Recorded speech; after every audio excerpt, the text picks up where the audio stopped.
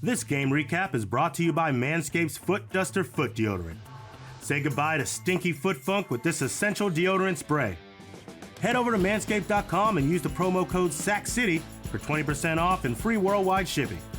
The Foot Duster Foot Deodorant by Manscaped. The best protection any place below the waist. The New York Jets took down the Philadelphia Eagles 24-21 thanks to a Calvin Jackson 5-yard touchdown pass from Chris Streveler. Aaron, where did Chris Streveler go to school? Oh, my God. He went to one of the Dakotas. South Dakota, baby. There it is. With a minute 24 left in the game, Calvin Jackson secured the 5-yard touchdown pass to give the Jets a 24-21 lead. Aaron, what were your takeaways from this game? Yeah, it was the South Dakota man actually had 2 touchdowns. 6 for 9, 2 touchdowns, 69 yards. Not a bad day. Quarterback rating of 125.9. But look, it was about Zach Wilson's injury. Obviously devastating news for the Jets, right? We're talking about a quarterback that we had such high expectations for coming into the season. Shouldn't even be doing none of this stuff in preseason. Zach Wilson right here, go out of bounds. Instead, he tries to cut back, and that's what happens. You plant now your torn knee. So he got a meniscus tear. He's going to have surgery on Tuesday, and they're hoping it's just a meniscus tear, and he's only gone for 2 to 4 weeks, but it could be something a little bit longer. Again, this is a young quarterback who makes a mistake like that in preseason. We get you're trying to make a play. Your natural football instincts take over, but you just got to go out of bounds there and say, hey, look, this is bigger than Zach Wilson in a preseason game. This is something we're trying to build over the course of the season. So, but my biggest takeaway, I think the Jets are going to be good if Zach Wilson's healthy. I really do. I think they're going to have some offensive, some prowess there. I think they got some guys. We saw a little bit of Garrett Wilson, a couple of catches on the day. It's not even anything we really saw. Like Breece Hall was like, it was okay. Michael Carter got a couple of carries. It wasn't nothing special, but there's something. It's like the opposite of the Arizona Cardinals. There's something in that room that's telling me this is just going to be a team that's going to be exciting to watch. Might not translate to wins right away, but I do think there's something on that offensive side that they have to build off of, and I'm excited for that. Is there a concern for Zach Wilson? I don't want to disrespect the man because he's a good quarterback. Is there a concern at all for the talent of Zach Wilson? Because, I mean, there was a play, and this is just preseason, but his first drive was a little rough. He went 1 for 3 with that interception. Didn't look too great on the first drive of preseason, and maybe just that. But is there any concern for Zach Wilson?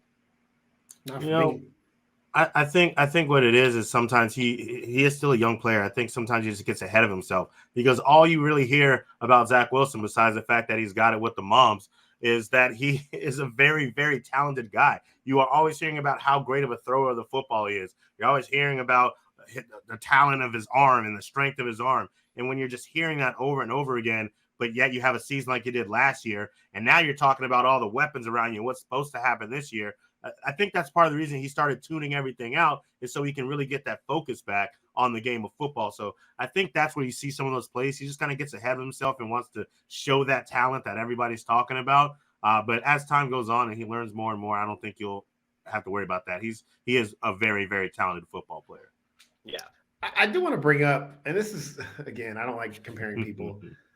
Patrick Mahomes threw a lot of interceptions in college. He was very gunslinger-ish mentality. Zach Wilson has that kind of mindset as well. Like, I can make every throw. I can make every play. I'm never giving up. My arm talent is good enough.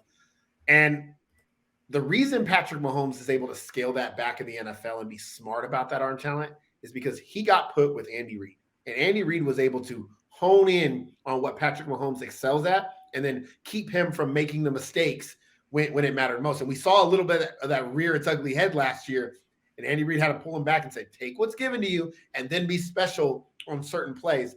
And we saw that down the stretch. Patrick Mahomes said, okay, this is what I got to do. And he was able to do that. Somebody's got to be on that offensive side of the football for the Jets that does that with Zach Wilson. That is going to determine whether Zach Wilson is a success in this league or a failure. Somebody, that offensive coordinator, that quarterback's coach, somebody has to be in his ear on his side that says, look, Zach, we know you have the talent. Not every play is a touchdown play. Not every play is a winning play. Sometimes you just have to say, I lost on this play. And once he grasps that, if he does, that's when you'll see Zach Wilson at his best. If he does not, then that'll be the Zach Wilson bust that people were afraid of. One last note on the Jets side of things. That fourth-string quarterback, Chris Trevler, was the 2019 Grey Cup champion with the Winnipeg Blue Bombers. Little fun fact there. Canadian League, right? Yeah. That's what the CFL is. Yeah. That's where Winnipeg is. That's the only reason I knew who he was. Oh, okay. I had no idea. At that game? Were you covering that one? Oh, yeah. I was in Winnipeg. Winnipeg when they won. Unlike many of the fans that are probably listening to this podcast, yes, I watch Canadian football. I watch any football that's remotely close to the NFL. I watch Aussie rules football. It's dope. You guys are the worst. Boys are real. on the Eagles side fun fact. In Georgia, I cover 8-man football. Crazy. Because these schools don't have enough players, they play 8-man football. Wild. Wow, wild. Never seen it before. I've never been to a live 8-man football game. It's wild. That sounds super fun, though. I'm not gonna lie. Yeah. The Eagles side of things, though, there was obviously the scare of Zach Wilson. The real scare of Zach Wilson. He hurting his knee. There was a play in this game where Quincy Williams almost took Jalen Hurts' head off in the game, but everything seems fine. Robert Saleh was pretty pissed off at what Quincy Williams did. He said he knows better than to do that kind of thing. But AJ, what did you see from the Eagles in their first preseason action? I won't say very. I liked what Jalen Hurts showed in this game.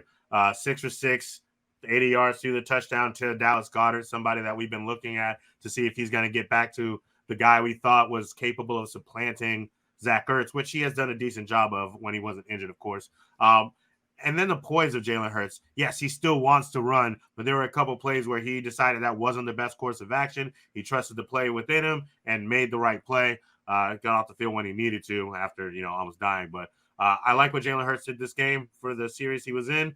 Kind of like Mariota, I'm excited to see what he can do when he's playing an entire half and then playing an entire game, because that's the question. This is one of those years for Jalen Hurts where where a lot of people are saying if it's not this year, it's no year for you, at least with the Philadelphia Eagles. So there's a lot on his shoulders. I think he's up for the challenge. And in preseason 1, he looked pretty good.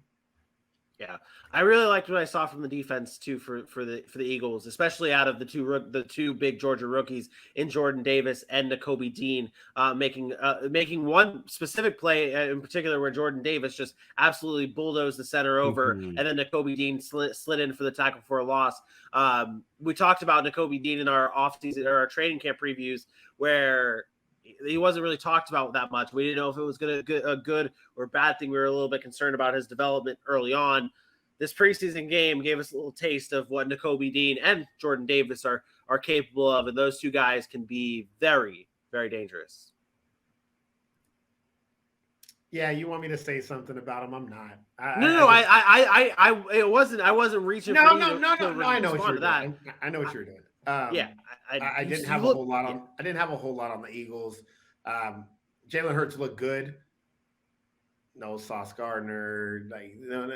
It's hard again to judge. Because I look for certain things out of players, and Jalen Hurts I know can play in this league. So I don't care to see Jalen Hurts against the backups because he's going to destroy the backups because he's not a backup quarterback. He's a starter in this league, but is he going to be a franchise guy? I need to see him go up against defenses that are number ones for a period of time. So he did exactly what he should do against that defense, which is go 6 for 6, a touchdown. Dallas Goedert scored. They looked good offensively from a rhythm standpoint, as they should against a team like that to start preseason. So yes, the Eagles looked fine.